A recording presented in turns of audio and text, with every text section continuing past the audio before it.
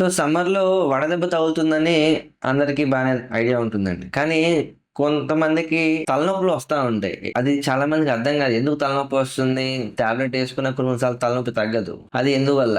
నమస్తే అండి. నేను మీ డాక్టర్ శశాంక్, శ్రీ లలిత ఆర్థో కేర్, నెల్లూరు. సో డీహైడ్రేషన్‌లో కూడా మనకి తలనొప్పి, జ్వరం అనేది వస్తా ఉంటుందండి. అది చాలా డేంజరస్ కూడా. ఎందుకంటే మీరు ఏదో డోలో ఏసుకున్నాము, తలనొప్పి తగ్గిపోద్ది అని అనుకుంటే పొరపాటు. ఈ డీహైడ్రేషన్ వల్ల వచ్చే తలనొప్పి యూజువల్లీ హైపోవాల్యూమియా వల్ల వస్తుందన్నమాట. హైపోవాల్యూమియా అంటే బీపీ తగ్గిపోవడం. ఇలాంటి కండిషన్స్ లో మన టాబ్లెట్స్ ఇవన్నీ వాడినా కూడా మనకి యూజువల్ గా జ్వరం కానీ తలనొప్పి కానీ తగ్గదు. ఎస్పెషల్లీ పిల్లల్లో. ఈ సమ్మర్ లో చాలా జాగ్రత్తగా ఉండండి. పిల్లలకి వాళ్ళు ఆడుకుంటున్నప్పుడు తెలియదు, నీడలో ఆడుకున్నా సరే వేడి అనేది ఎక్కువ ఉంటుంది కాబట్టి వాళ్ళ చర్మం నుంచి ఆవిరైపోతూ ఉంటుంది. సో చాలా జాగ్రత్తగా ఉండండి. వాటర్ అనేది పిల్లలకి ఖచ్చితంగా టైం టు టైం వాళ్ళు తాగుతున్నారా లేదా అనేది మనం జాగ్రత్తగా చూసుకోవాలి. పెద్దవాళ్ళలో కొంచెం మజ్జిగలో ఉప్పు వేసుకొని ఎక్కువ తాగడం అనేది చాలా ఇంపార్టెంట్. ఎందుకంటే సోడియం లెవెల్స్ తగ్గిపోవటం వల్ల కూడా పెద్దవాళ్ళలో తలనొప్పి, దాంట్లో కొంచెం డిలీరియస్ గా అంటే పిచ్చి పిచ్చిగా మాట్లాడడం ఇలాంటివి కూడా వస్తూ ఉంటాయి. సో జాగ్రత్తగా ఉండండి.